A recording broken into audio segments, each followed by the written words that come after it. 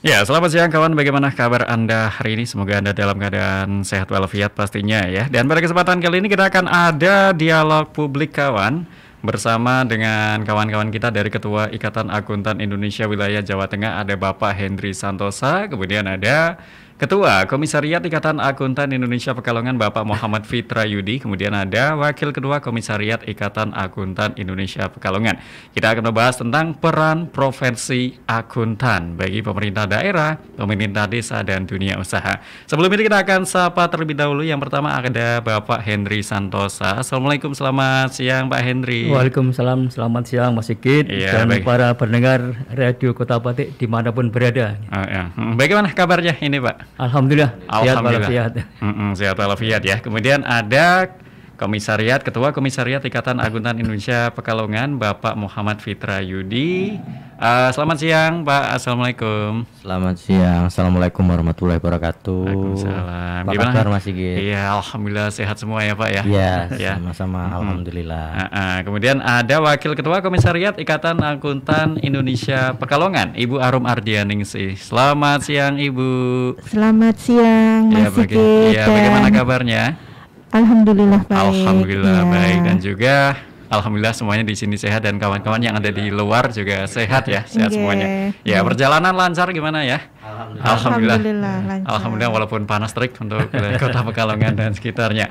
Nah, pada kesempatan kali ini kita akan membahas tentang peran profesi akuntan bagi pemerintah daerah, pemerintah desa, dan juga dunia usaha. Mungkin para Bapak dan juga Ibu bisa saling menambahi. Dan sebelum kita membahas mengenai tema ya, kita akan membahas tentang Ikatan Akuntan Indonesia. Apa itu? Monggo bisa barangkali Pak Hendri Santosa, silahkan. Oke, terima kasih Mas Sigit. Bahwa IAI atau Ikatan Akuntan Indonesia ini didirikan pada tanggal 23 Desember 1957. Jadi sudah cukup, umurnya sudah hampir 64 tahun ya. Oke. Nah, ini adalah kumpulan dari para akuntan. Jadi profesi akuntan itu didulukan dulu di tahun 57 itu adalah para akuntan lulusan Belanda dulu. Lulusan Belanda. Ya. Jadi kalau di dalam register itu A, itu ada Pak Sidarta dan beberapa orang yang dulu kuliahnya di Belanda. Oke. Ya, itu mendirikan Ikatan Akuntan Indonesia. Nah, terus berjalan. Nah, sampai sekarang itu sudah berjalan luar biasa. Data yang terakhir itu tidak sampai 35.000 anggotanya di Indonesia. Seluruh Indonesia. Dan itu ada di 34 provinsi. Di provinsi itu ada wilayahnya. Jadi wilayah. Nah, kebetulan di Jawa Tengah itu ada 2.854 anggotanya tercatat. 2.854 itu yang tercatat di IAI pusat.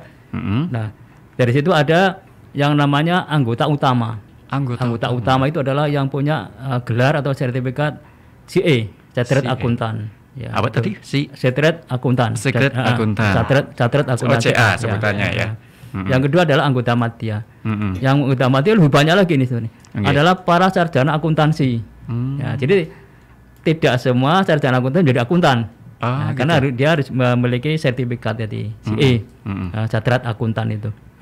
Yang ketiga adalah anggota muda. Anggota ini adalah para mahasiswa jurusan akuntansi. Nah, ini yang mendaftar.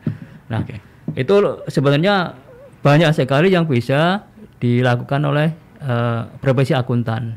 Karena ini semua kan terkait dengan keuangan gitu kan. Perkembangan akuntansi di sektor bisnis ya, di korporat maupun di sektor publik di pemerintah itu sekarang sudah luar biasa. Nah, kita lihatlah contohnya di Jawa Tengah. Di Jawa Tengah ini dari 2.854 tadi, anggotanya itu tersebar di semua lini. Ada di sektor publik seperti saya kan di pemerintah provinsi. Di Kota Pekalongan ada pemerintah Kota Pekalongan, nanti ada orang-orang di situ di sektor publik. Ada nanti yang di sektor manajemen, yaitu yang bekerja di perusahaan-perusahaan. Dia sebagai manajer akuntansi, manajer keuangan, itu adalah para akuntan manajemen. Ada nanti di akuntan publik. Nah, dia mendirikan akuntan publik yang nanti meriksa laporan keuangan perusahaan di swasta, nanti ada opininya. Nah, itu. Nanti ada lagi akuntan pajak. Nah, akuntan pajak ini adalah teman-teman yang di Dirjen Pajak maupun konsultan pajak. Nah, ini mereka yang banyak membantu asistensi bagaimana nyusun laporan sesuai dengan aturan pajak. Nah, ada lagi nanti KJA, kantor jasa akuntansi. Nah, kantor jasa akuntansi ini adalah mungkin Pak Yudi juga salah satunya yang punya KJA, nanti bisa cerita itu. Ya, di Pekalongan itu membantu perusahaan baik UKM maupun yang perusahaan menyusun laporan keuangannya. Nah, termasuk konsultasi mungkin di bidang pajak dan sebagainya. Nah, yang belakangan ada akuntan syariah. Nah, kita ada, jadi sekarang kan sudah ada BPR syariah ya, bank syariah. Itu akuntan itu nanti yang berkonsentrasi pada syariah itu nanti gabung dalam akuntan syariah. Itu yang yang paling banyak sebenarnya adalah akuntan pendidik. Nah, ini berdua ini akuntan pendidik ini. Ya, yaitu para dosen. Para dosen. Ya, itu di semua perguruan tinggi di Jawa Tengah ada anggota IA di sana. Terutama yang ada jurusan akuntansi tentunya kan. Di Universitas Pekalongan ada, di Universitas Muhammadiyah ya. Pekalongan Pekajangan ya, itu ada. Di Tegal ada Universitas Pancasakti. Nah, di Semarang banyak lagi tuh, ada Undip dan sebagainya. Itu nah sekarang yang berkembang dari sektor publik ya, di pemerintahan itu sekarang kan akuntansi pemerintah kan sudah berbasis accrual. Iya. Kalau dulu namanya cash basis, ya kan. Jadi pencatatan berdasarkan pada uang yang masuk atau keluar. Nah, sekarang bergeser akuntansi pemerintah seperti akuntansi di dunia bisnis, di korporat, namanya accrual. Nah, itu kan perlu akuntan. Sehingga sekarang itu banyak di pemerintah daerah sudah merekrut para akuntan sebagai tenaga akuntansi di masing-masing dinasnya, termasuk di badan pengelola keuangan dan aset daerahnya. Itu kan perlu akuntan. Itu di sektor publik, termasuk inspektorat. Nah, saya bilang kan sebagai kepala inspektorat Jawa Tengah ya, saya akan merekrut para akuntan untuk sebagai auditornya. Nah, itu di sektor publik. Nah, di sektor bisnis juga sudah berkembang sekarang. UMKM kan sudah besar kan itu. Banyak ya. Nah, itu ada IAI berperan di situ. Termasuk menerbitkan standar akuntansi untuk UMKM. Nah, sekarang udah. Nah, nanti tugasnya dari teman-teman termasuk dari dosen maupun dari KJA itu bagaimana membimbing, memberi asistensi pada teman-teman di UMKM. UMKM ini. Nah, sekarang yang terakhir ada akuntansi pesantren. Pesantren nah, ada juga. Pesantren. Nah, ini masjid ya. Nah, ini lahannya para akuntan. Bagaimana? Kebetulan kami di Jawa Tengah dapat tugas dari IAI pusat dan yang kerjasama dengan Bank Indonesia. Kami punya proyek itu salah satu pesantren di Jepara. Rodatul saya lupa namanya itu. Itu ternyata asetnya miliaran itu. Nah, selama ini kan tidak tercatat. Kami bimbing kepada pengurus pesantren sehingga tercatat semua asetnya, baik tanah, bangunan, gedung dan sebagainya. Ternyata setelah kami rekap, kami susun dalam bentuk neraca, luar biasa asetnya. Nah, ini mungkin dari pesantren yang ada di wilayah Pekalongan dan sekitarnya bisa minta bantuan ke teman-teman di IAI. Bagaimana menyusun akuntansi pesantren sehingga nanti pesantren itu ketahuan berapa kekayaannya itu. Gitu. Nah, ini termasuk masjid ya, nanti masjid juga bisa ya. Ini yang itu akuntansi masjid. Akuntansi masjid. Nah, saya sedikit nanti sebelum Mas Justi maupun Mbak Harum, ini kira-kira lahan amal ya dari akuntan yang bisa dimasukin. Itu yang pertama adalah ada pemerintah kabupaten kota itu di Indonesia itu 415. Nah, ini kan peluang bagi para akuntan ya. Ada 93 tadi 415 itu kabupaten.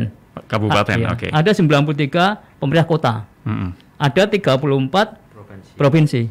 Nah, ini baru Pemdanya. Nah, belum dinasnya kan gitu. Masing-masing dinas itu kan menyusun laporan keuangan. Nah, butuh tenaga akuntansi gitu.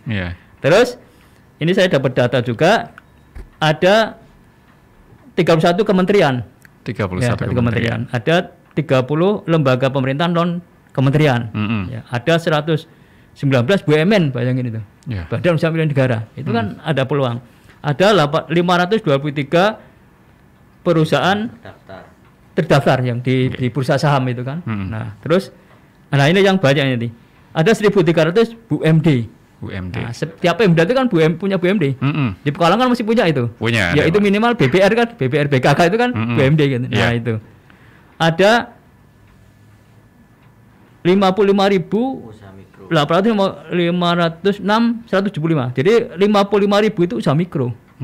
Ya, ini kenapa ini penting? Karena usaha mikro kan sekarang mau mendapat pinjaman dari bank, kan harus nyusun laporan keuangan. Nah, ini peran tenaga akuntansi. Itu bagaimana membimbing bikin laporan keuangan. Oh, gitu. Ya. Ada 629.415 usaha kecil. Usaha itu kecil. agak menengah ya. Yeah. Nah, ada nanti usaha 45.000 8.000 ya. Usaha menengah. Ada usaha besar ya 4.965. Nah, ini luar biasa. Artinya total itu bisa mencapai 66 juta unit usaha. 66 juta unit se-Indonesia. Nah, ini apa namanya kesempatan sebenarnya Pak. Nah, makanya nanti itu gambaran umum ya. Nanti monggo nanti Mas Disti bisa anjurkan ini gambaran umum dulu tuh. Sementara itu aja Mas Sigit dulu ya. Oke. Iya, baik, terima kasih untuk Bapak Henry. Kemudian kalau tadi secara umum ya termasuk wilayah Jawa Tengah dan Indonesia, kalau kita mengerucut ke wilayah Kota Pekalongan. Mungkin Bapak Fitra Yudi ya bisa menjawab. Ini untuk jumlah anggota dan perkembangan anggota IAI Kota Pekalongan ini seperti apa sih Pak? Ya, bisa pakai mic Pak? Ya, maaf. Ya. Terima kasih Mas Sigit untuk waktunya. Jadi untuk perkembangan IAI di Komisariat Pekalongan ya. Jadi pertama kali kami berdiri itu di tahun 2019 ya. Dulu namanya pertama IAI Sekarisidenan Pekalongan. Sekarisidenan. Ya, jadi meliputi Pekalongan, Tegal, Pemalang, Brebes ya. Itu. Nah, namun seiring berjalan di daerah Karisidenan kan juga sudah berkembang beberapa perguruan tinggi. Di antaranya di Tegal, di Brebes, Bumiayu. Nah, akhirnya Pak Ketua IAI Wilayah Jawa Tengah untuk silakan untuk berdiri sendiri. Jadi pemekaran untuk wilayah Jawa Tengah Komisariat itu nanti dibagi ya, ada Komisariat Pekalongan, ada Komisariat Tegal, ada Komisariat Kedu, ada Komisariat Banyumas ya, Kudus itu. Kudus ya, itu dibagi. Nah, kebetulan pada waktu itu kami diberi amanah untuk membesarkan, untuk mencari siapa saja sih anggota IAI atau akuntan yang ada di Kota Pekalongan, baik di kota maupun kabupaten. Nah, kami sendiri dengan Bu Arum akhirnya membentuk sebuah IAI Komisariat Pekalongan dengan anggota yang pertama adalah akademisi. Akademisi itu terdiri dari para dosen-dosen akuntansi yang memegang tadi sertifikasi CA, karena kan aturan dari pusat IAI Pusat Jakarta bahwa untuk memegang sebagai pengurus itu kita harus mempunyai sertifikasi CA tadi. Dan yang kedua adalah anggota yang aktif. Karena kan untuk menjadi pengurus harus juga aktif di dalam keanggotaan. Nah, itu terdiri dari di Pekalongan kebetulan ada beberapa perguruan tinggi, yang mana kami dari Fakultas Ekonomika dan Bisnis Universitas Muhammadiyah Pakajaran Pekalongan. Di situ kurang lebih ada 8 ya yang anggota kami, dan juga di Fakultas Ekonomika dan Bisnis Universitas Pekalongan ada juga beberapa ya, kurang lebih berapa? Sekitar 12 kalau 12 kalau dosen akuntansinya. Dari 12 itu yang sertifikasi CE itu ada 3 di Unikal, termasuk saya gitu. Kalau mau misal bergabung dengan IAI ini berarti harus sertifikasi dulu atau langsung daftar aja atau gimana Pak? Anggota boleh non sertifikasi. Untuk pengurusnya saja memang disyaratkan yang sudah sertifikasi. Disarankan yang sudah sertifikasi untuk pengurusnya ya. Iya, untuk pengurusnya. Itu dia. Gitu. Ya, itu dia secara gambaran umum. Barangkali ada tambahan lagi atau gimana? Atau nanti kita akan lanjut lagi atau ini untuk Komisariat Pekalongan itu Mas Sigit. Jadi tidak hanya gabungan dari UMPP dan Unikal, tapi kita juga ada pengelola dari IAIN Pekalongan. Kebetulan kan di IAIN Pekalongan itu ada fakultas ya ekonomi dan bisnis juga ya, Islam ya, FEBI ya namanya kalau di sana. Jadi ada juga pengurus yang dari IAIN Pekalongan di sana. Ya pemegang CE juga. Kebetulan ada 2 di sana personelnya yang untuk pemegang CE di IAIN Pekalongan. Seperti itu sih. Ya, itu dia ya. Jadi di Pekalongan cukup berkembang juga, banyak juga pengurusnya dan anggotanya juga ya. Ya. Baik, kepada para narasumber nanti kita akan lanjut lagi, Pak Henry, Mbak Fitra Yudi dan Bu Arum. Nanti kita akan lanjut lagi setelah pariwara berikut ini membahas tentang sudah mulai mengerucut ke peran akuntan itu seperti apa ya dan lain sebagainya setelah pariwara berikut ini. FM 91,2 Radio Kota Batik, News Interaktif Solutif.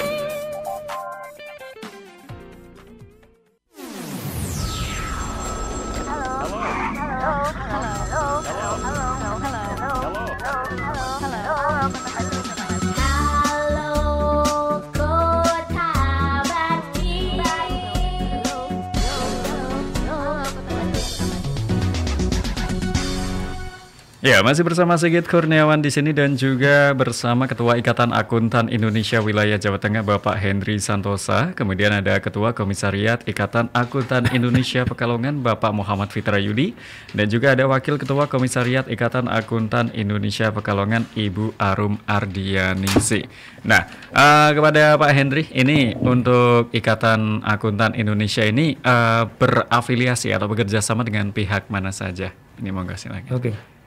Kalau IAI ya khususnya di pusat itu banyak kegiatan dengan tentu lembaga-lembaga di pusat ya, dengan KPU misalkan. Dengan KPU itu IAI pusat itu menyusun pembukuan laporan keuangan tentang dana kampanye itu.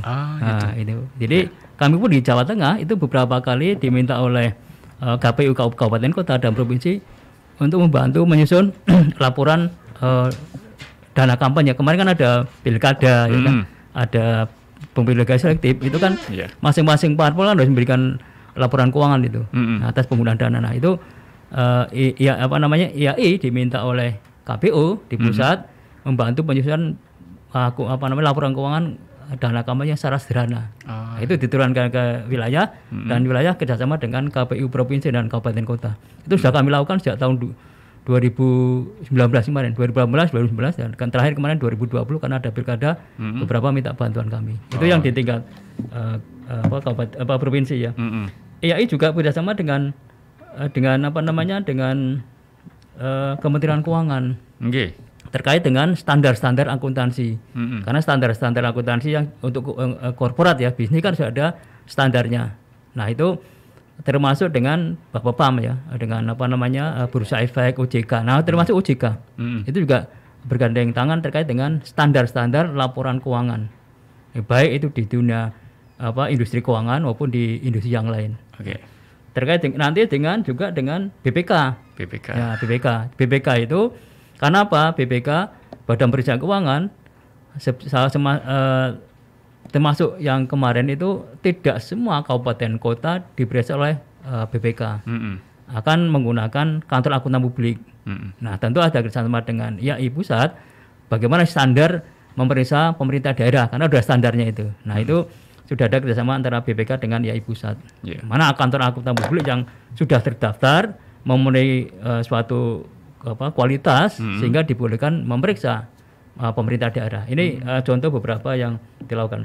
Sedangkan dengan internasional kita juga IAI sudah bersama dengan termasuk Chartered Accountant Worldwide. Jadi CE saya, Chartered Accountant saya sudah diakui oleh dunia internasional. Itu sudah standar. Kedua juga ada ASEAN CPA. Nah saya termasuk dan Pak Yudi itu punya gelar ASEAN CPA. Jadi sertifikat profesional akuntan itu yang dilisensi oleh ASEAN. Jadi saya berpraktek di Filipina, di Bangkok itu bisa karena saya sudah punya lisensi itu. Nah itu sama. Termasuk dengan lembaga-lembaga internasional yang terkait dengan pengembangan akuntansi. Ini yang itu ya. Untuk di daerah kami banyak kerjasama dengan perguruan tinggi ya, pengembangan mahasiswa, dosen. Nah dengan Pemda juga kami melakukan. Nah ini yang menarik Mas Sigit, kami punya program itu akuntan masuk desa. Akuntan masuk desa. Nah jadi kami ini banyak membantu beberapa daerah. Bagaimana sih desa itu supaya bisa menyajikan laporan keuangan sesuai dengan standarisasi akuntansi desa. Nah ini juga nanti mudah-mudahan dari Komisariat Pekalongan bisa mengadakan pelatihan akuntansi desa untuk guru-guru misalkan itu, sehingga guru-guru nanti bisa memberikan materi pada SMA, anak-anak SMK kan gitu, jurusan akuntansi. Sehingga nanti begitu lulus, anak-anak itu nggak usah jauh-jauh, bisa ke desanya. Bagaimana membangun keuangan desa yang lebih akuntabel dan transparan itu melalui akuntansi desa. Nah ini program kami. Kami juga punya program akuntansi pesantren. Akuntan masuk pesantren itu. Nah, kami akan coba ini. Nah nanti di Jawa Tengah khususnya di Pekalongan, monggo yang ada pesantrennya yang ingin bekerjasama dengan YAI biar dibimbing menyusun laporan keuangan pesantrennya itu. Jadi kan nanti ketahuan pesantren itu punya kekayaan berapa sih, ya kan? Neracanya itu ada kekayaannya berapa. Nah ini mudah-mudahan ke depan bisa lakukan. Yang berikutnya adalah akuntansi masjid. Nah ini mudah-mudahan juga ada teman-teman di Pekalongan, di Komisariat Pekalongan bisa membantu pengurus masjid, apa namanya? Takmir masjid ya. Bisa menghubungi itu bisa dibantu menyusun akuntansinya sehingga bisa nanti bisa dilaporkan berapa sih keuangan yang ada di masjid, berapa sih neracanya di masjid. Itu yang ini. Yang terakhir adalah kami akan melakukan berbuat pajak. Nah ini supaya lulusan dari perguruan tinggi jurusan akuntansi maupun anak-anak D3 akuntansi maupun semuanya bisa mengenal pajak. Karena apa? Setiap perusahaan itu kan harus membayar pajak. Nah kalau ada tenaga-tenaga keuangan akuntansi yang tahu tentang perpajakan itu akan mempermudah mereka. Nah ini supaya pelaporan antara versi akuntansi keuangan dengan versi pajak kan beda. Nah itu kalau ada tenaga pembukuan, tenaga akuntansi yang tahu tentang pajak itu lebih mudah. Sehingga pembayaran pajaknya sesuai dengan aturan. Nah itu nanti kami akan mengadakan namanya berbet pajak. Nah, ini Pak Yudi kan bisa termasuk sudah ikut TOT-nya kemarin, mudah-mudahan bisa membuka di Pekalongan. Amin. Nah, rencana karena ini masa pandemi, berbet pajak ini kami lakukan secara online, melalui daring karena memang masa pandemi ya. Dan mudah-mudahan di Pekalongan Mas Yudi bisa membuka dan nah ini beberapa yang program akan kami lakukan. Itu dia ya. Jadi semua lembaga ya bisa saling terkait dengan para akuntan ini. Kemudian tadi ada program akuntan masuk desa, Pak Henry ya. Kemudian ada program akuntan masuk pesantren, program masuk masjid. Nah ini prosedur istilahnya ketika kita mau melobi dari Ikatan Akuntan Indonesia itu prosedurnya seperti apa? Jadi nanti dari para peminatnya ini ya, apakah dari desa misalkan ya ingin bersama dengan datang aja langsung ke komisariat. Ini nanti Pak Yusti bisa jelaskan komisariatnya di mana di sini, siapa pengelolanya. Monggo nanti bisa langsung. Misalkan ada pesantren ingin, Pak kami coba dibantu menyusun laporan keuangan ya, bisa nanti ke Mas Yusti. Pak Yusti kan Pak Yudi ini yang di Komisariat Pekalongan. Ya, saya kira lebih mudah lah, banyak teman. Nah, nanti kalau misalkan takmir masjid, sama monggo datang. Itu yang bisa kami lakukan. Kalau kami nggak ribet lah. Saya kira dibikin simpel ya, Pak Yudi kan. Ini kan dalam rangka pengabdian para akuntan itu kan, karena para akuntan kan punya ilmu itu, kalau tidak dimanfaatkan oleh masyarakat kan sayang. Ada sumbangsih ilmu kepada masyarakat, sumbangsih pemikiran dari para akuntan kepada masyarakat, khususnya di daerah Pekalongan ini. Pekalongan. Itu saya masih ya. Iya, baik, terima kasih kepada Pak Henry. Kita akan beralih ke Pak Yudi. Ini mengenai program-program tersebut, Pak, atau akan diadakannya pelatihan-pelatihan. Nah, ini rencana akan diadakan kapan dan bagaimana? Ya, terima kasih Mas Sigit. Sebelum saya menjelaskan program kerja, kami ke basic dulu bahwa tujuan memang IAI itu adalah yang pertama adalah membimbing perkembangan akuntansi.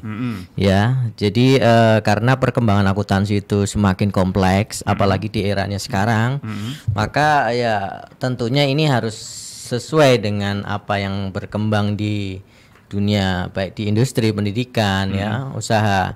Itu yang kedua adalah kita perlu tujuannya itu kembali mempertinggi mutu pekerjaan akuntan sendiri. Nah, itu merupakan bagian dari akuntan. Nah, terkait dengan program, kami insya Allah akan susun. Yang pertama mungkin kaitannya dengan pengelolaan dana desa. Ya, karena ini pemerintah dengan otonomi daerah, desa diberi kewenangan untuk mengelola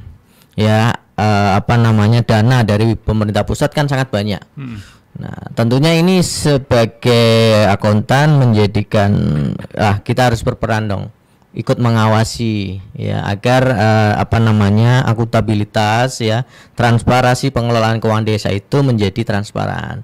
Nah, banyak sekali mungkin kalau Pak Sigit melihat di beberapa desa berkunjung itu kan ada kayak MMT ya, MMT itu dana yang diterima di salah satu desa berapa miliar dan digunakan untuk apa aja. Namun kalau itu pengawasannya tidak intensif, bisa juga nanti ada kasus kepala desa jadi apakah itu digeruduk, ada kemarin ya salah satu kasus ya digeruduk oleh masanya untuk dimintai pertanggungjawaban kemana aja sih dana desa gitu. Terus yang kedua kita tentunya nggak mau dong melihat salah satu kepala desa menggunakan jaket orange dari KPK ya itu kan tentunya itu mungkin ada juga ini yang memang tapi tidak hanya di masjid ya, ada beberapa kawan yang non muslim itu akuntansi gereja juga ada akuntansi gereja. Bagaimana? Karena kan satu masjid itu kalau kita melihat di daerah Pekalongan seperti masjid Jami Kauman, masjid Juanda itu kan asetnya sangat besar.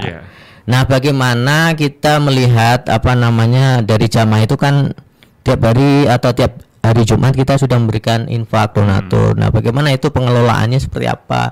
Kadang-kadang sederhananya mereka melaporkan hanya di papan tulis di masjid, dana masuk sekian, keluar sekian. Nah, sebenarnya itu aset tanahnya masjid, bangunannya itu kan belum dihitung. Oh, gitu. Iya, berapa sih gitu. Itu kan bagian dari aset. Terus kayak tadi dikatakan Pak Hendri kaitannya dengan pesantren ya. Pesantren itu sebenarnya asetnya tinggi banget. Iya. Punya tanah, punya bangunan, punya usaha. Nah, itu harus berapa sih sebenarnya gitu.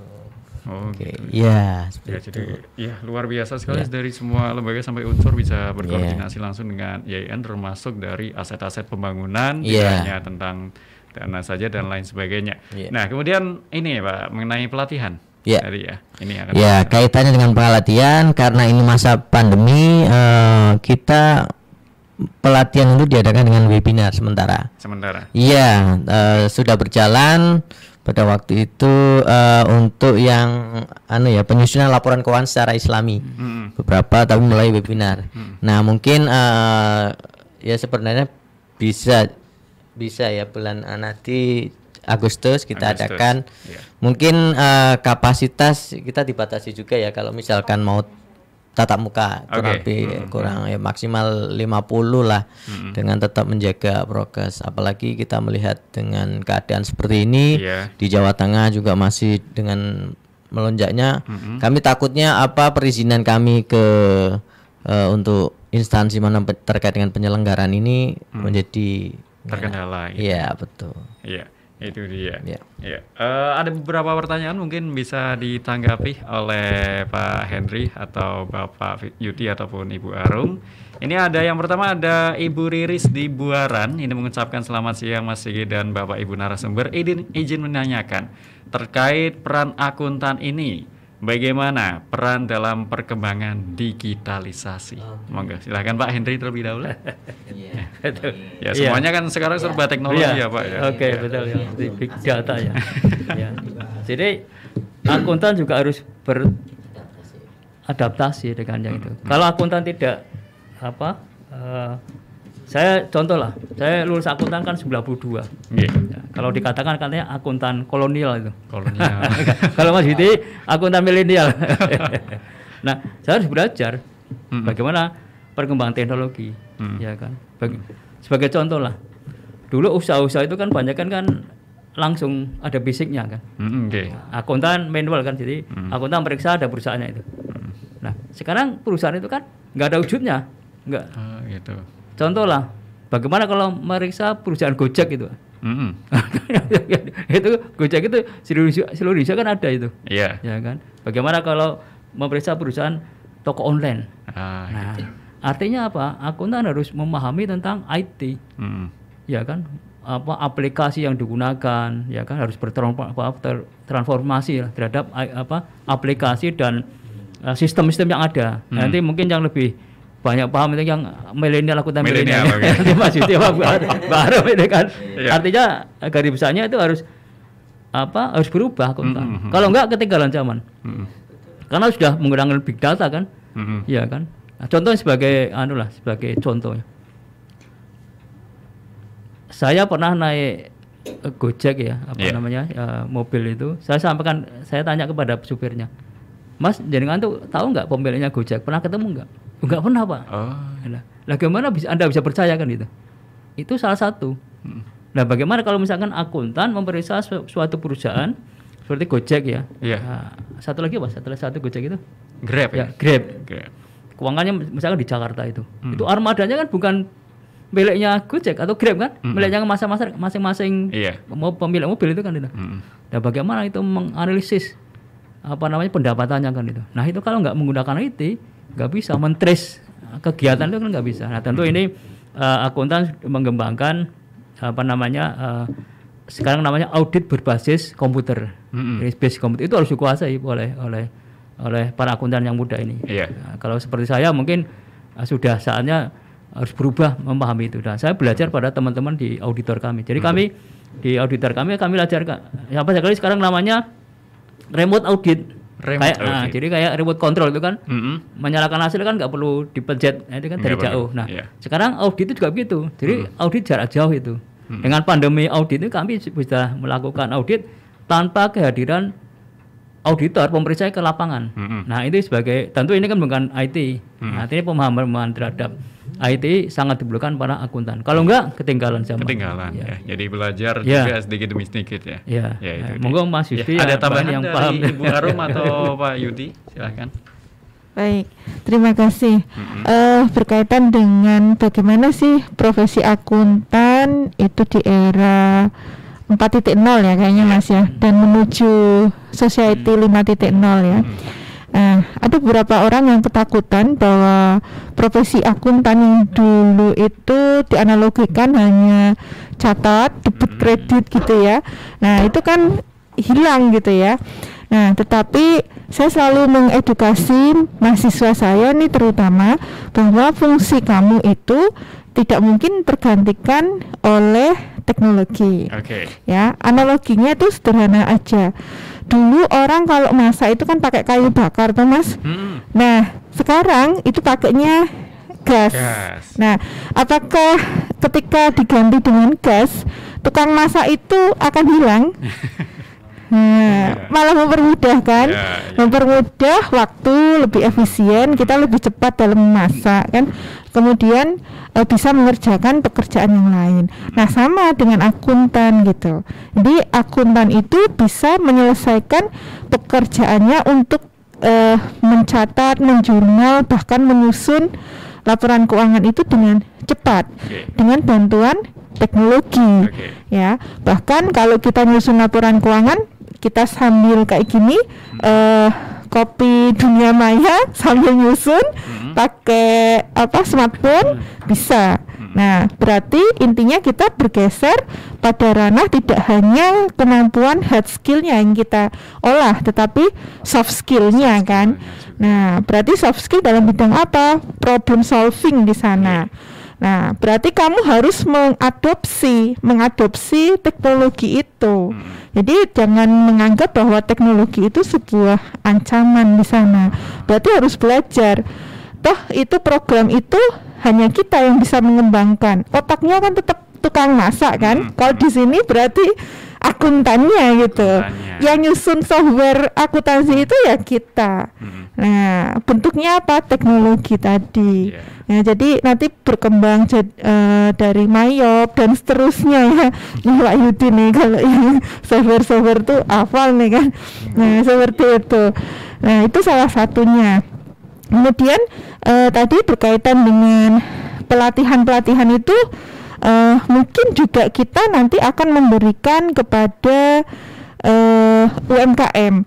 Nah, kalau lihat di data riset itu Mas Sigit, UMKM yang ada di Kota Pekalongan itu ada sekitar 22.193 UMKM. Iya, 22 ribuan. Iya, 22.193 UMKM. Iya, itu kota saja. Nah, data itu kebetulan saya dapatkan, saya gali memang karena dapat dana hibah itu. Terus terang, jadi saya betul-betul menggali sampai nama-namanya gitu. Nah, seperti itu. Nah, itu mungkin ladang kita juga untuk memudahkan UMKM itu melek yang namanya akuntansi. Karena selama ini kalau mereka mengajukan kredit itu ya bilangnya sama pegawai banknya, tolong dong dibantuin nyusun kayak gitu. nanti saya di ACC berapa. Nah, itu ladang kita juga sebetulnya. Padahal kalau dilihat aset mereka itu yang kelihatannya kecil, itu kalau digabung sekian ribu itu masih wah banyak sekali. Bisa triliunan. Perputaran uang di satu pasar aja itu bisa lebih dari 1 triliun itu, bayangkan tuh. Nah, ini kan butuh akuntan ini sebetulnya. Nah, seperti itu sih Mas Sigit. Jadi itu dia. Jadi berkembang terus dari tadi yang semula misal manual mencatat dengan kertas, sekarang ini serba teknologi dan lain sebagainya. Ya, itu dia. Pakai handphone aja itu sudah bisa. Jadi peran akuntan juga menyesuaikan ya. Iya, betul. Ya, ilmunya bisa luas sekali. Iya. Kemudian ada pertanyaan lagi, ini dari Pak Henry di Yosorjo, para narasumber. Ini selamat siang Bapak Ibu narasumber, mohon maaf, mungkin bagaimana ya? Tadi mana ini ya? Untuk Bapak Ibu narasumber bagaimana? Mohon maaf, mungkin masih banyak yang masih awam terkait peran profesi akuntan ini, termasuk Pak Henry sendiri katanya. Pak Henry pendengar ya, bukan Pak Henry yang ya, namanya sama. Izin menanyakan seberapa penting Pak, Ibu, untuk peran akuntan dalam masyarakat sendiri. Contohnya dalam sehari-hari itu yang seperti apa? Monggo, silakan dari Pak Henry dulu barangkali. Sebenarnya sederhana ya. Jadi Bapak Ibu semua yang punya penghasilan itu kan mesti mencatat itu, ya kan. Contohnya pegawai, ya dapat penghasilan. Dia nanti juga kredit ya untuk beli mobil, motor kan itu. Nah, artinya dalam keseharian sederhana itu kan perlu pencatatan. Nah, jangan sampai orang itu kan besar pasak daripada tiangnya kan gitu. Nah, ini karena tidak punya catatan. Dia tidak memperkirakan pendapatannya berapa, cicilannya berapa. Nah, ini yang sering terjadi kan gitu. Sehingga dia mereka itu kan dikejar-kejar oleh para debt collector. Termasuk bagaimana menginvestasikan dalam bentuk sederhana. Kita kan sering mendapat tawaran itu. Ada investasi yang 1 bulan sampai dapat 5%. Itu kan hal yang nggak masuk akal. Nah, dengan belajar akuntan sederhana itu orang bisa hati-hati terhadap pengeluaran belanja, termasuk investasi kepada pihak tertentu yang tidak wajar. Itu dari segi masyarakat. Kalau dari segi pemerintahan, di pemerintah desa lah, kalau di sini kelurahan ya, masyarakat itu dengan melihat laporan keuangan itu, dengan belajar sederhana tahu kok apa yang dilaporkan oleh aparat desa itu benar nggak kan gitu. Ya, itu dengan membaca, karena ada neracanya, ada laporan keuangan, penerimaan, pengeluaran, dengan bahasa sederhana itu bisa jadi kritis. Oh, ini yang dilaporkan nggak benar kan itu kan. Ini transfer dari pusat sekian miliar, ya kan. Nah, masuk ke kas, terus belanja itu apa? Nah, belanja itu kan nanti menjadi aset itu. Apakah jadi dalam bentuk bangunan atau bentuk yang lain. Nah, itu dengan bahasa sederhana itu masyarakat bisa tahu. Ya, itu sebenarnya yang peran masyarakat terhadap lingkungan itu melalui akuntansi bisa. Dengan membaca laporan, misalkan laporan keuangan desa, bisa aja laporan keuangan masjid itu kan bisa, dan bisa bermacam-macam kan gitu. Atau organisasi, seperti kami sendiri kan punya organisasi, kan punya pendapatan kan, iuran dari anggota dan sebagainya, itu kan dilaporkan Pak. Nah, ini masyarakat bisa lah, misalkan dalam lingkup kecil ibu-ibu misalkan itu kan ada perkumpulan PKK dan dari bahasa sederhana itu mana sih laporannya kan gitu, pemasukan, pengeluaran, itu kan akuntansi dengan skop yang sederhana itu. Skop yang sederhana, secara simpelnya itu bisa. Ya, kalau untuk karakteristik akuntan sendiri untuk di pemerintahan dan perusahaan atau pengusaha itu berbeda atau sama seperti itu, Pak? Agak ya secara umum sama, cuman beda karakteristik karena aturan. Jadi kalau di pemerintahan seperti saya kan sebagai pegawai negeri ya, memeriksa laporan keuangan instansi pemerintah itu kan aturannya dengan akuntansi berbasis accrual untuk pemerintah ya kan itu. Nah, sedangkan sektor korporat itu beda dengan bisnis kan itu. Karena bisnis itu kan mencari keuntungan, sedangkan pemerintah kan enggak. Gitu. Dalam rangka pelayanan. Tapi secara keseluruhan itu sama, hanya perlakuannya beda. Ya, antara organisasi profit dengan non profit kan beda. Gitu. Tapi ilmu yang dipelajari sama. Sama, ya basis akuntansi sama. Tekniknya juga sama ya. Cuman dalam hal ini mungkin berbeda penyampaiannya aja dalam kutip ya. Karena ada aturan dan juga perusahaan. Ya, kemudian kita ke Pak Yudi. Kita berbicara mengenai Kota Pekalongan ini, Pak. Ya. Apakah jurusan akuntansi ini dalam hal apa ya? Misalnya orang ingin menjadi akuntan terus daftar di jurusan akuntansi, apakah banyak diminati di Kota Pekalongan sendiri? Ya, sebenarnya kalau saya berbicara akuntansi itu analoginya seperti ini, Mas. Orang itu kalau periksa itu kalau sakit badannya periksanya ke dokter. Jadi dokter itu menganalisis, memeriksa anatomi tubuh manusia. Nah, kalau kami akuntan itu apa yang kita periksa? Apa yang kita analisis, yaitu ya suatu kondisi sebuah perusahaan, baik dalam bentuk koperasi, PT, CV dan lain sebagainya. Nah, itu memang kalau saya melihat peluang itu sangat besar sekali karena kan melihat dari data tadi yang disampaikan oleh Pak Hendri, ada sekitar 66 juta, Pak ya. Itu sangat banyak, masih belum terjangkau pos-posnya. Nah, mungkin kalau orang melihat di dunia kedokteran itu kan banyak orang yang sudah ada keinginan jadi perawat, ya, atau jadi analis kesehatan. Nah, itu di akuntansi sebenarnya kan di perusahaan itu perlu ada yang akuntannya, istilah bagian yang mencatat, bagian mengawasi, mengontrol dari sebuah pembukuan di perusahaan. Itu penting sekali. Karena kami di samping ngajar, saya juga sebagai pimpinan di kantor jasa akuntan ya, kami di kantornya di Pekajangan. Klien-klien kami seperti koperasi itu banyak membutuhkan untuk jasa pendampingan penyusunan laporan keuangan. Nah, dari kemarin beberapa bulan yang lalu saya ketemu dengan ketua pengawas Dinkop di Kabupaten Pekalongan. Banyak hambatan atau kendala kaitannya dengan sebuah koperasi itu adalah di bidang SDM. Iya, SDM yang ngerti tentang akuntansi. Ya. Nah, ini ada sangkut pautnya nanti di dunia perpajakan. Gitu. Jadi akuntansi nyambung dengan pajak. Kenapa? Karena kan orang yang bisnis punya usaha pasti tiap tahun kan harus lapor SPT. Ya, tiap tahun harus ditagih. Nah, itu kalau menyampaikan SPT itu tidak benar, salah gitu, akhirnya kan dapat surat cinta dari pajak. Iya toh? Iya. Entah intinya ini minta klarifikasi atau ini ditagih. Nah, itu sangat potensial sekali. Jadi akuntansi itu ya ibaratnya kayak dokternya perusahaan, masih dicari. Iya, betul. Iya. Monggo. Kemudian ada tambahan? Ya. Oke. Tadi berkaitan dengan seberapa tertarikkah gitu ya masuk di akuntansi gitu ya, Mas. Nah, kebetulan kalau saya di Unikal itu megang di kemahasiswaan, Mas. Jadi kalau lihat trennya gitu ya, kita kan memisahkan rumpun ilmu itu ada eksak dan non eksakta gitu ya. Iya, seperti apa itu? Nah, kalau eksak itu kan favoritnya kedokteran, kalau enggak teknik gitu ya. Teknik apapun itu turunannya gitu. Kemudian kalau non eksak itu memang kalau dilihat trennya dari tren riset tracer gitu ya yang kita lakukan rutin ya. Itu pertama itu ekonominya itu manajemen. Manajemen.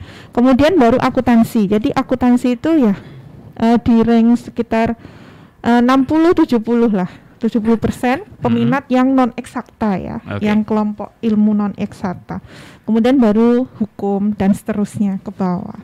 Nah, seperti itu. Jadi memang kalau di non eksakta ya kita termasuk salah satu kajian ilmu yang favorit gitu, Mas. Kalau boleh dikatakan dari tracer yang kita lakukan gitu. Di potretnya kan lihatnya kan itu dari tracer alumni yang kita hasilkan kan. Jadi kelihatan di sana bidang ilmu apa sih yang kira-kira mereka itu paling banyak minatnya kan, dilihatnya dari situ. Mungkin itu sih Mas tambahan dari saya. Jadi prospeknya luar biasa ya untuk yang minat di akuntansi ini. Kalau untuk khusus yang non eksakta. Non eksakta. Ya itu di Kota Pekalongan ya. Kalau di seluruh Indonesia mungkin yang eksakta kurang lebih hampir sama sih. Kurang lebih hampir sama. Posisinya. Ya baik, terima kasih Ibu Arum. Kemudian kalau kita berbicara mengenai peran akuntansi karena waktu kita hanya terbatas ya, itu kan pastinya banyak sekali ya kalau kita bahas. Nah, untuk sesi terakhir aja ini kepada Pak Henry, harapannya seperti apa dari peran akuntansi ini kemudian dari IAI sendiri? Monggo silakan. Oke, terima kasih Mas Sigit. Ya, saya harapkan terutama di generasi muda ya, anak-anak SMA ya, jangan takut masuk jurusan akuntansi. Yang pertama masa depannya untuk bekerja itu kan peluangnya banyak. Ya, itu akan berkembang terus. Apalagi dengan sekarang banyak di daerah Pekalongan Batang itu sudah masuk para investor kan itu. Itu artinya butuh tenaga akuntansi kan itu. Yang kedua adalah jangan takut dengan ilmunya. Biasanya lulusan SMA atau SMK itu kan malas masuk akuntansi, kan banyak hitung-hitungan itu. Iya, matematikanya. Itu nggak masalah sebenarnya. Saya juga lulusan semua ya itu. Bukan SMA itu semua ya. Yang penting kan telaten, ya kan. Ya telaten bisa. Jadi jangan takut dengan momoknya dulu enggak, jangan. Ya, itu jadi dijalani. Nah, karena apa? Begitu bagi anak generasi muda lulus akuntansi bisa dilihat lah. Mana yang nganggur enggak ada itu. Jarang yang nganggur itu. Jarang yang nganggur ya. Jurusan akuntansi. Karena memang kalau saya sampaikan data tadi sekian di Pekalongan aja udah mikro banyak kan itu. Itu apalagi nanti yang bersangkutan bikin usaha sendiri kan butuh akuntansi. Nah, itu harapan saya mudah-mudahan berkembang dan mudah-mudahan masyarakat bisa mengenal akuntansi secara sederhana ya, masyarakat umum dan juga generasi muda juga mengenal akuntansi ya. Itu harapan kami semuanya. Dan kami dari IAI Jawa Tengah melalui komisariat di Pekalongan akan membantu. Siapa yang mau kerjasama dengan IAI, monggo kita bantu lah gitu. Itu artinya supaya kita keberadaan profesi akuntan itu bermanfaat bagi masyarakat. Kami punya semboyan lah 4G. 4G. 4G ini IAI Jawa Tengah. Yang pertama adalah gayeng. Nah, jadi kegiatan kami gayeng lah. Seperti ini kan talk show ini kan gayeng kan. Enggak terlalu resmi. Berikutnya adalah guyup. Ya, jadi kami minta kepada para anggota Jawa Tengah ini guyup lah dalam rangka mengembangkan kompetensi akuntansi dan memberikan perhatian pada sumbangsi pada masyarakat. Yang berikutnya adalah gugah. Gugah ini saya termasuk Mas Yusti, Mbak Arum ini kan generasi muda itu. Saya gugah bagaimana bergerak gitu kan. Tergerak untuk kegiatan yang bermanfaat bagi masyarakat. Namanya gugah. Yang terakhir adalah gaul. Gaul.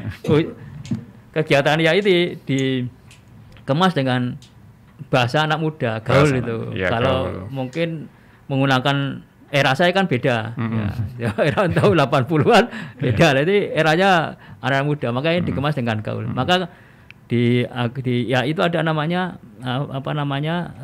ajang prestasi anak mahasiswa itu ya. Itu ada di tingkat anak muda. Maka kami bagi mahasiswa akuntansi di wilayah Pekalongan, monggo kalau mau bergabung dengan IAI menjadi akuntan muda. Bisa belajar di situ. Nanti mau kemana bisa ini. Ada peluang sebenarnya di tingkat nasional ya. Komisaris independen itu Mas Sigit bisa lihat itu banyak akuntannya itu. Komisaris independen di perusahaan-perusahaan itu. Itu Pak Jonan ya kan, bekas Menteri Perhubungan. Itu komisi independen sudah muncul nggak salah ya. Ya, terus ada beberapa lah yang itu kedua adalah sebagai komite audit. Ya, gitu perusahaan itu ada komisaris, itu ada nanti komite audit, itu bisa, gitu kan. Nanti juga bisa sebagai pengawas. Di organisasi seperti koperasi kan ada pengawasnya itu. Nah itu kalau orang tahu akuntansi lebih mudah. Nah, dia akan menelusuri kan laporan keuangan dari para pengurusnya kan bisa. Nah ini pulang-pulang sebenarnya. Ya dari segi formal maupun non formal itu bisa.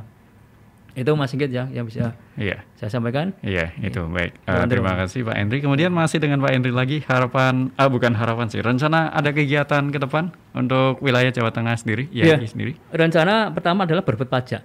Jadi nanti Mas Yudi dan teman-teman sini akan buka kelas berbet pajak. Nanti sementara mungkin online dulu ya Mas ya. Jadi supaya monggo mahasiswati. Dan itu sertifikatnya dari YAI. Dan YAI menggunakan standar Dirjen Pajak. Jadi memang sudah para lulusan dari berpajak itu memang sudah siap kerja untuk menangani perpajakan. Itu yang pertama. Yang kedua, harapan kami adalah nanti mudah-mudahan ada kerjasama dengan sekolah-sekolah di wilayah Pekalongan dan sekitar itu terkait dengan pelatihan kepada guru terkait dengan akuntansi dana desa. Bagaimana supaya nanti guru itu bisa menyampaikan pada siswanya SMK itu tentang pengelolaan dana desa, akuntansi dana desa, sehingga anak-anak SMA, SMK itu siapa tahu yang mau kembali ke desanya bisa membantu di desanya, nggak usah jauh-jauh. Nah, itu peluang untuk mengabdi lah di desanya. Bagaimana dari segi keuangannya. Itu harapan saya, itu yang gini. Ya berikutnya monggo nanti dari Mas Yusti kami harapkan ada akuntansi pesantren dan masjid. Kami sudah siap untuk akuntansi pesantren, tinggal nanti ada yang mau bekerjasama, kita buka silakan. Bisa dihubungi ke komisariat di Kota Pekalongan.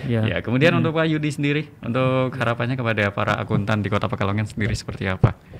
Ya, yang pertama harapannya adalah jadi akuntan itu kita harus adalah mengemban profesionalisme, karena bahwa semua itu akan dimintai pertanggungjawaban. Apapun baik di dunia dan akhirat itu kita harus bisa mempertanggungjawabkan apa yang telah kita amanahkan. Itu yang pertama. Terus yang kedua, kembali lagi bahwa jangan takut akan belajar dari sebuah ilmu. Jadi kalau kita takut dulu nanti kita mau dapat apa? Bahwa ilmu itu luas ya. Termasuk ilmu akuntansi itu sebenarnya multidisiplin. Ya, artinya kita belajar akuntansi, kita juga belajar hukum, kita belajar teknologi ya. Kita belajar ilmu manajemen, juga belajar ilmu yang lain. Jadi yang namanya ilmu itu kita saling terkait. Terus kaitannya tadi dengan insya Allah kami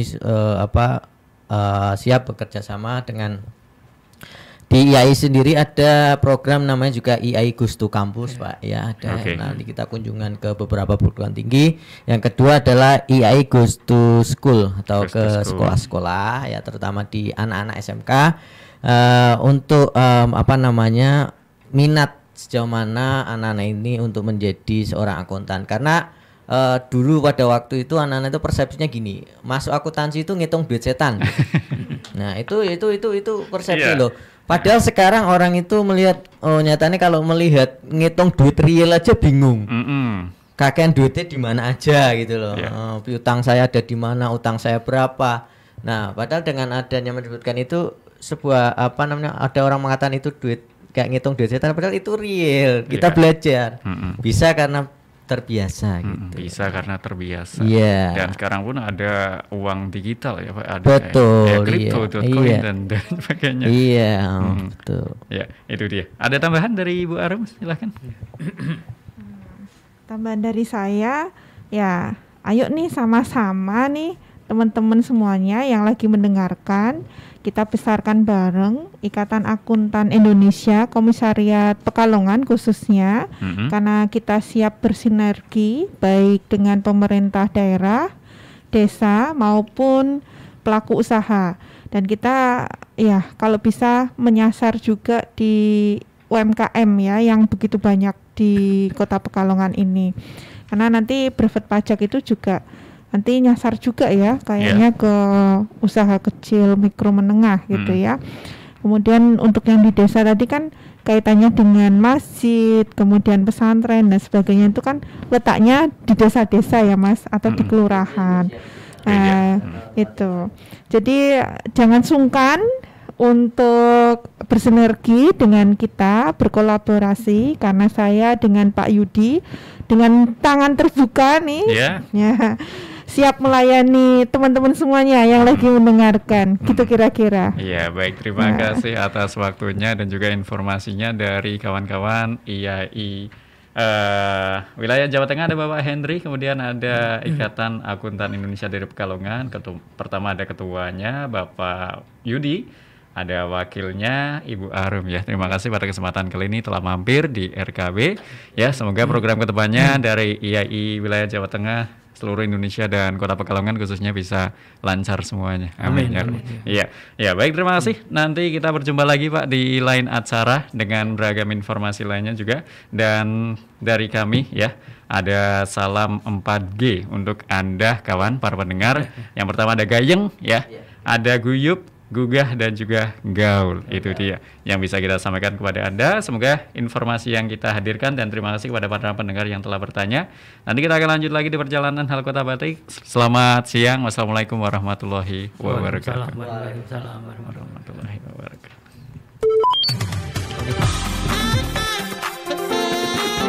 FM 91,2 Radio Kota Batik. News interaktif solutif.